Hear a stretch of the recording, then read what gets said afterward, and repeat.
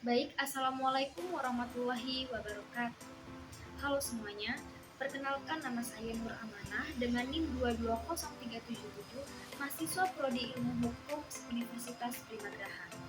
Pada video kali ini saya akan mengulas materi mengenai hapus atau berakhirnya hukum perikatan, mata kuliah hukum perikatan dengan dosen pengampu Ibu Dika Ratu Marfuatun SHMH.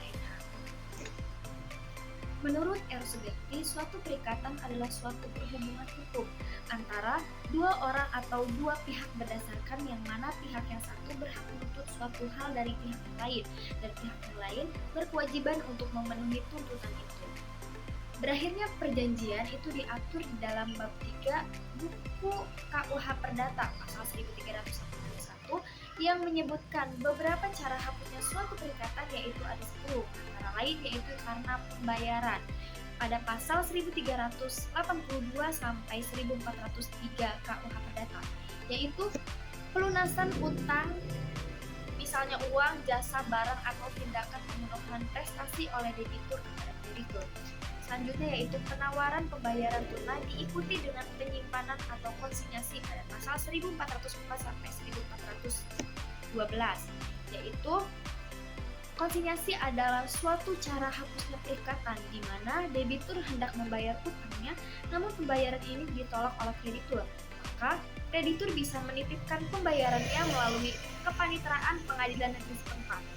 Jika menitipkan melalui pengadilan ini sudah dilakukan, maka utang piutang antara pihak satu dan pihak yang lainnya sudah berakhir. Nah, yang ketiga yaitu novasi atau pembaharuan utang yang tercantum pada pasal 1425 sampai 1435 KUH Perdata. Novasi ini adalah perjanjian antara kreditur dengan debitur, di mana perikatan yang sudah ada dihapuskan dan kemudian membuat suatu perikatan yang baru. Yang kelima yaitu konfisio atau pencampuran utang yang tercantum pada pasal 1436 sampai 1437 KUH Perdata. Pencampuran utang adalah pencampuran kedudukan sebagai orang yang berutang dengan kedudukan sebagai kreditur menjadi satu. Ini terjadi jika kreditur dan debitur berjodoh dan menikah.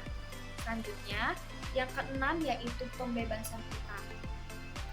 Pada pasal 1438 sampai 1443 KUH Perdata, pembebasan utang yaitu pernyataan sepihak dari kreditur bahwa debitur dibebaskan dari utang-utangnya atau mengikhlaskannya. Nah, yang ketujuh yaitu musnahnya barang terutang yang tercantum pada pasal 1444 sampai 1445 KUH Perdata, yaitu perikatan hapus dengan musnahnya atau hilangnya barang tertentu yang menjadi prestasi yang diwajibkan kepada debitur untuk menyerahkannya kepada kreditur. Musnahnya barang yang terutang ini digantungkan pada dua syarat. Yang pertama yaitu musnahnya barang tersebut bukan karena kelalaian debitur, dan yang kedua, debitur belum lalai menyerahkan kepada kreditur. Yang kedelapan yaitu kebatalan atau pembatalan perjanjian yang tercantum pada pasal 1446 sampai 1456 KUH Perdata.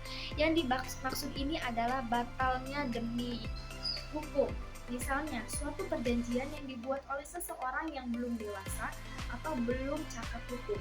Kemudian perjanjian tersebut bisa dimintakan kebatalannya melalui pengadilan, dan saat dibatalkan oleh pengadilan, maka perjanjian tersebut pun berakhir.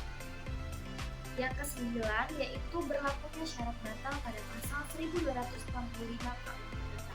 Artinya, syarat-syarat yang bila dipenuhi akan menghapuskan perjanjian dan membawa segala sesuatu pada keadaan semula, yaitu seolah-olah tidak ada suatu perjanjian.